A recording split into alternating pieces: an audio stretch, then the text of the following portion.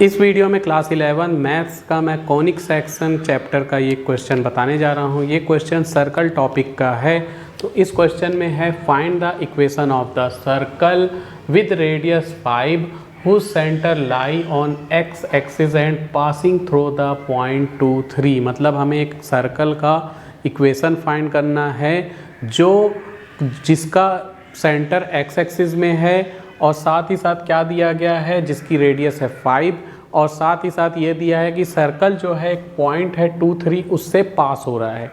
तो इतनी चीज़ें हमें दी गई है, इक्वेशन ऑफ सर्कल हमें फाइंड करना है। तो यहाँ मैं पहले बता दूँ कि इक्वेशन ऑफ सर्कल का एक फॉर्मूला होता है। अगर सर्कल का सेंटर एच के है, रेडियस आर है, तो इक्वेशन ऑफ सर्कल होता है x minus h plus y minus k, इन दोनों में स्क्वायर रहेगा इक्वल टू आर स्क्वायर। ये होता है इक्वेशन ऑफ सर्कल जिसका सेंटर एच के है और रेडियस आर है। तो शुरू करते हैं इस क्वेश्चन को। यहाँ मैं डायग्राम बना लेता हूँ, डायग्राम से चीज़ें एकदम क्लियर रहेगी। ये डायग्राम मैंने सर्कल का बना लिया। सर्कल का जो सेंटर है वो ये है जो एक्स एक्सिस में है। अब एक्स एक्सिस में कहाँ है ये नहीं मालूम, प्लस के तरफ है कि माइनस के तरफ है, ठीक। सेंटर किधर है ये कुछ भी नहीं मालूम, बस इतना मालूम है कि ये एक्स एक्सिस है। तो यहाँ मैं बता दूँ एक्स एक्सिस का जब हम कोऑर्डिनेट निकालते हैं तो ये है सेंटर। सेंटर को हम सी से शो कर सकते हैं। तो सेंटर सी जो है इसके कोऑर्डिनेट जो होंगे, तो चूंकि एक्स एक्सिस में है, एक्स एक्सिस में वाई की वैल्यू 0 होती है और एक्स की वैल्यू कुछ भी हो सकती है। तो h0 इसके कोऑर्डिनेट ले लिए। कभी भी एक्स एक्सिस में जब भी हम कोऑर्डिनेट निकालते हैं तो ऐसे ही लेते हैं, ठीक। अब क्वेश्चन में क्या बोला, इसकी रेडियस 5 है और साथ ही साथ इस सर्कल में एक पॉइंट है 2 3।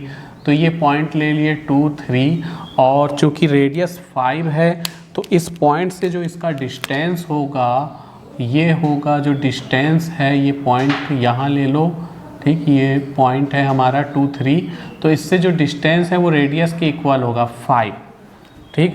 तो यहाँ हम लिख सकते हैं कि let the centre of circle, हमने सेंटर ऑफ सर्कल को क्या ले लिया है, h0।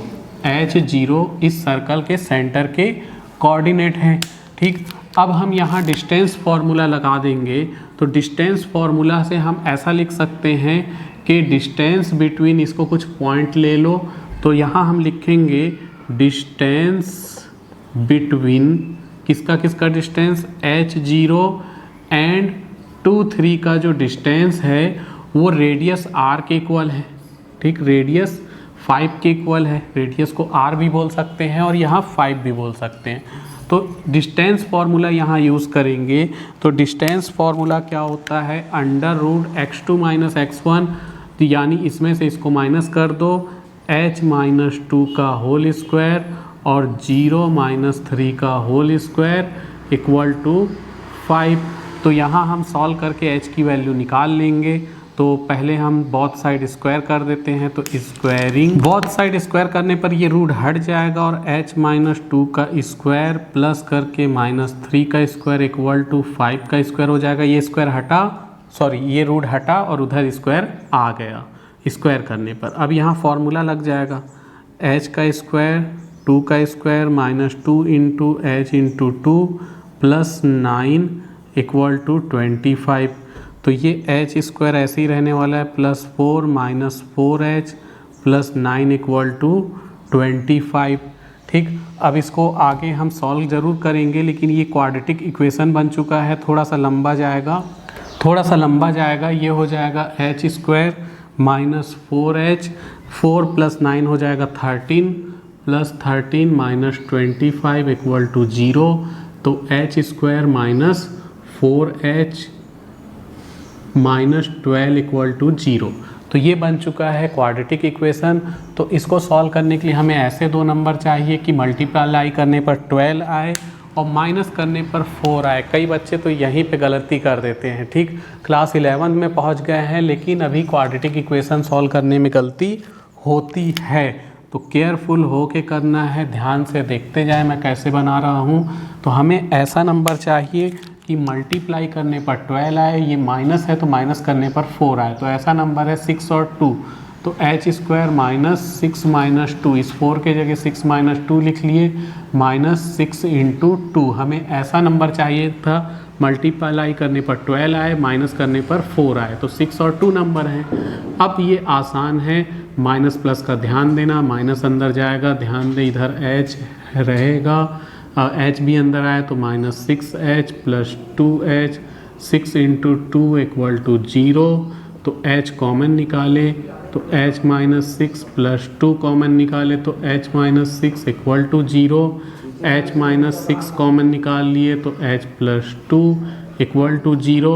नाउ एक बार हम क्या करेंगे, h माइनस 6 इक्वल टू 0 और एक बार h प्लस 2 इक्वल टू 0, तो h की वैल्यू आ जाएगी 6 और h की वैल्यू आ जाएगी माइनस 2।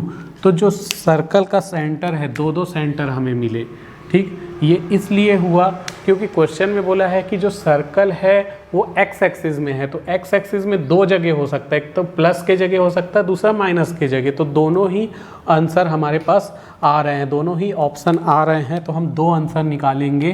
तो यहाँ लिख देंगे so centre of circle, centre of circle, circle का जो सेंटर है क्या है, एक 6 0 एंड माइनस 2 0, ठीक, ये या तो 6 0 होगा या माइनस 2 0 होगा, क्योंकि h की वैल्यू 6 और माइनस 2 आई है, सेंटर हमने क्या लिया था h 0, ठीक। तो यहाँ पे दो आंसर आने वाले हैं, तो यहाँ हम लिख देंगे वेन, जब सेंटर, तो जब सेंटर 6 0 और रेडियस 5 हो, तो इस कंडीशन में इक्वेशन ऑफ सर्कल ये वाला हम फॉर्मूला यूज़ करेंगे, तो ये हो जाएगा x माइनस 6 का होल स्क्वायर और y माइनस 0 का होल स्क्वायर इक्वल टू 5 का स्क्वायर, यहाँ फार्मूला लग जाएगा x square plus 6 square minus 2 into x into 6 plus y square equal to 25।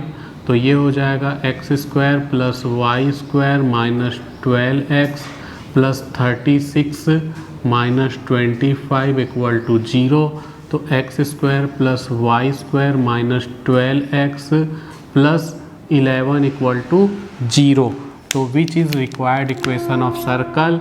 एक आंसर हमारा ये आ चुका है, दूसरा आंसर भी आएगा भी जब हम क्या लेंगे, सेंटर लिखेंगे 6 माइनस 2 0 और रेडियस 5 लेंगे। तो व्हेन, तो जब सेंटर माइनस 2 0 है, रेडियस 5 है, तो फिर यही फॉर्मूला यूज़ होगा, x माइनस लिख करके जब माइनस 2 करेंगे तो प्लस 2 हो जाएगा का स्क्वायर और y माइनस 0 का स्क्वायर इक्वल टू 5 का स्क्वायर। ये फार्मूला बन गया एक्स स्क्वायर प्लस 2 का square 2 into x into 2 a का स्क्वायर प्लस b का square plus 2ab plus y square equal to 25, यानी कि x square plus y square plus 4x plus 4 minus 25 equal to 0, यानी कि x square plus y square plus 4x minus 21 equal to 0, which is required equation of circle. तो यहाँ पर हमारे पास दो answer आ रहा है, मतलब दो इक्वेशन आ रहे हैं सर्कल के, दोनों ही हमारे